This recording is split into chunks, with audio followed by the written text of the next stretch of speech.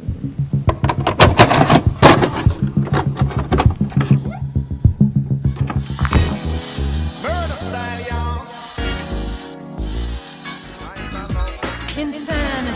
insanity, whatever happened to humanity? Ooh. Hey guys, Halloween is officially over. Aww. One of my favorite times of the year, unfortunately.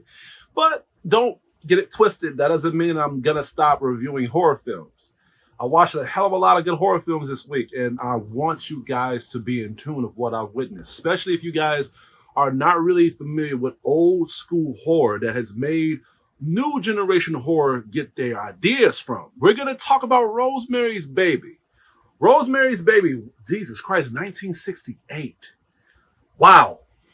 Not the oldest film that I've reviewed. I think the oldest film I reviewed was Black Sabbath. I could be wrong, though. I reviewed so many materials.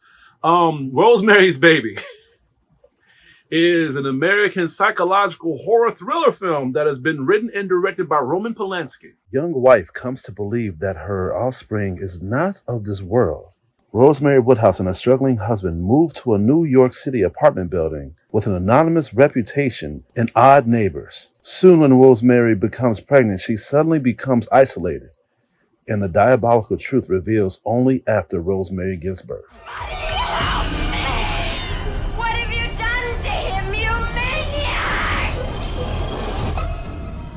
I have to give kudos to Roman Polanski for making a good project like this. This movie was, I don't want to sound arrogant, but this movie feel like it was built for me to watch. A lot of people that watched this film told me that the movie was too dull. It took a while to get there. The pacing was, but it's like y'all people just really don't know good movies. Y'all just won't. Y'all all about the climax. Y'all are all about things just being fed to your mind, man. Are y'all really that dunce? Are y'all really that, like, y'all can't be that simple-minded? How the hell? Listen. And for the people that watch this film and say it didn't make any sense, what is that about this film that was confusing? Everything about this movie made sense. This is not one of these films that you have to keep watching over and over and over again, and then you finally get it. No, Rosemary's Baby makes so much damn sense. They literally hold you by the hand. Now, I do admit it does take a while to get there, but the pacing was warranted so you can feel more attached to the characters. I'm saying that because I don't want to throw shots at my own wife on this.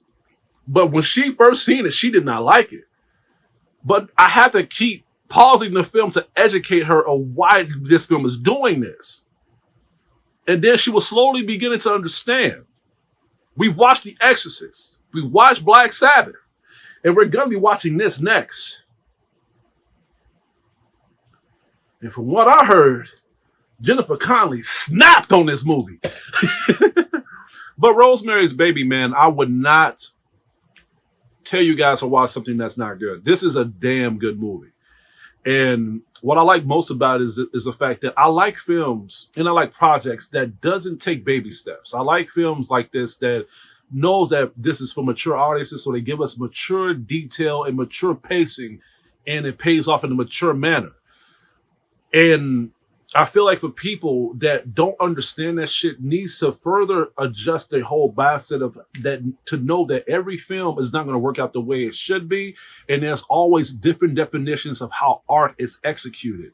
And Roman Polanski knew this. And I'm telling you guys this, and hopefully by me explaining it in a way that it will make sense to you guys, especially the ones that have seen this film and may disagree, hopefully this could win y'all fuckers over so y'all can watch it again, so y'all can further understand the detail of this project. And I normally don't get pissed because everybody's opinion is their own, but I feel like by you not liking your film because of those reasons is very fucking dismissive, especially if there was no proof of the movie being dull to begin with. The movie picks up at a fair pace where it shows Rosemary and her husband moving into this apartment, and they give us certain little creaks and turns of just the execution of the scenery itself. It wants us to make us feel as if this is a romance and a drama film, and it really pulled me in because it gave me vibes of movies of this generation, such as Hostel and Wolf Creek. When I seen those films, it didn't feel like a horror film at all. It just felt like people just having fun, and then they just take like a little wrong turn of events. Then this is where the gravitation puts them into a whole despair of them paying for the consequences of their own immature actions. Rosemary's Baby kind of do this, but it came out first. You see what I've done there when it comes to creativity of horror, where they get that shit from. But what I liked about Rosemary's Baby is that they did not just let our guard down. They made us feel too comfortable when it comes to these characters, feeling like everything was okay with them. Like Mia Farrow, that play as Rosemary, very good acting with a character, kind-hearted, very charming girl, you know, and her and her husband, they are completely opposite. But that's what made me believe of their relationship, because whenever they go through like a triangular situation or just a disagreement, they both have to like set each other straight so they can understand why things are the way they are. Especially when it comes to Rosemary's performance, when it comes to her figuring certain things out, or when it comes to her just trying to reason with her husband, or just when things are not coming into her favor. When she just say, "Oh, I just don't know if this is the great idea. I don't know if this can, I just don't know. I just think that this is not my type of cup of tea." It's just, it's some people can say it's cliche acting, but this is acting from back then, and then it will pull you into the point where you're not even watching them; you're literally witnessing them having a conversation right in front of you. John Cassavetes, that play as Guy Woodhouse, which is Rosemary's husband, he did an excellent job. Very demanding person, and at the same time very reasonable to Rosemary. He would comfort her, and he would try to see what the concern is to her character. And at the same time, he's a man about business. He's a struggling man that's trying to get his acting ability on point, you know. But at the same time, you see the struggles of the relationship welling onto his soul, you know. So whenever she tries to make certain choices, or whenever she tries to like tell him certain things, he will try to hear her out. But at the same time, you can feel the pressure of his job and his career getting the better of him. So sometimes he will lash out on her. Sometimes he will just do things his own way, but in her own consent. And not to spoil it, but there's also reasons of his character acting that certain way that has a lot to do with the whole premise of this whole film, which is why I keep telling people that the pacing is very, very necessary on a film like this. The film's major focus, the film's actually made, like the film's major power actually is the tension and the suspense. To be fair, if you're gonna watch this for a horror aspect, for scares and jump scares, that's where I can understand why you might be disappointed, because there's no jump scares. There's just tension, dialogue, and suspense. But that's why I like it, because it feels realistic. It feels like this shit can happen. And before things got very bad, I really felt triggeredly tense when Rosemary was meeting her neighbors in the apartment. Like Victoria Vecchi, who play as one of the neighbors, she was oddly a suspect. I did not take her lightly at all when I first seen her. And when Rosemary saw her, and when Victoria Vecchi's character that played as Terry was like giving her things and being nice to her and the husband and stuff, even Rosemary was like telling her she is way too awkwardly nice, man. Especially there was sometimes she would give her things out of her own consent. And then she would tell Terry, "No, I don't want it. I don't want it." And Terry would tell her, "Oh, don't worry, darling. It'll be all right. Just take 2 of these and just call me in the morning. I know you have a little small headache. I know everything is a little not being well in your disfavor, but just worry. Just worry about the good things and the good times, you know? Don't worry about the bad times." You're going to hear her talk about that type of shit a lot, you know? And I'm not bashing on the character. I like her character. It's like that odd comfortness that you know that a person is hugging you too tightly. They say that they're there for you, but they're emotionally trying to suffocate you of toxic behavior. This is when the film begins to take a whole 180 when shit gets bad. I liked it that because when the suspense kick in, when the tension gets kicked in, when the dialogue is completely out of the window, this is when we get our education of this film get put to the test. How much do we know about this film for us to care about Rosemary and her husband and everybody that's around her? Well, we know enough because when shit starts happening, we end up starting caring about Rosemary, especially about her and the faith of her own unborn child that she is trying to take care of. I mean, there's so much shit that it was like it was like a boxing match. It was like me watching a fight, and they was just trying to learn their whole movesets. That's the pacing of the film. But then when they start hitting blows, that's this film. Like, she was running from people. She found out a lot of people was like deceiving her and shit. Even when it comes to the own comfort of her relationship being in jeopardy because of what she witnessed in that scene.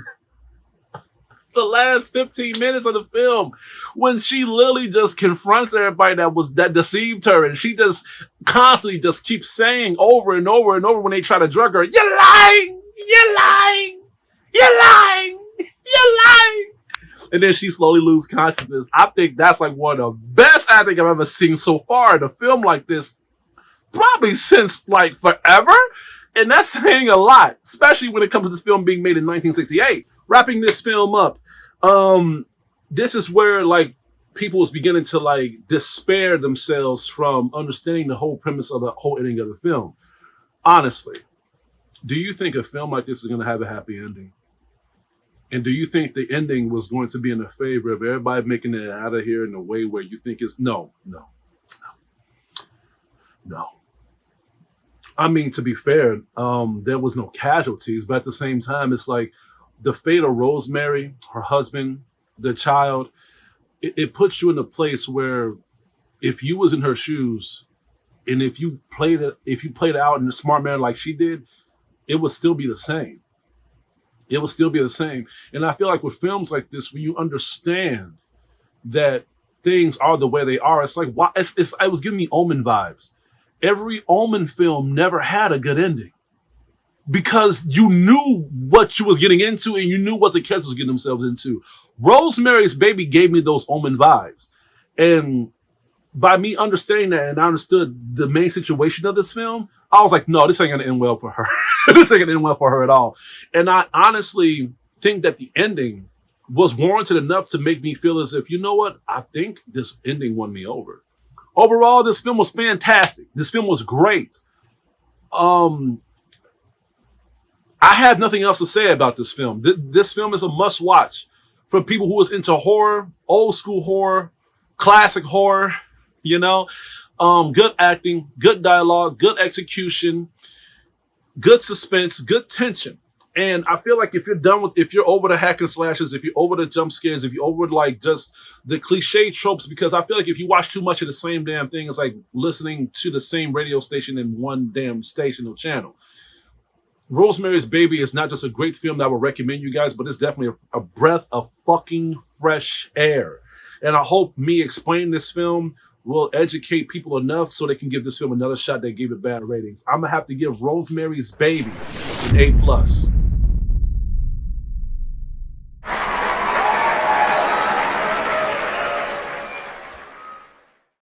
This movie was so damn good. I cannot wait to watch it again. And I forgot to mention, when I've seen this with Sabrina and she was giving me like certain flaw gestures of this film, and I don't know, it's because how I explain things, I win a lot of people over of how, but it's because I'm a very factual person.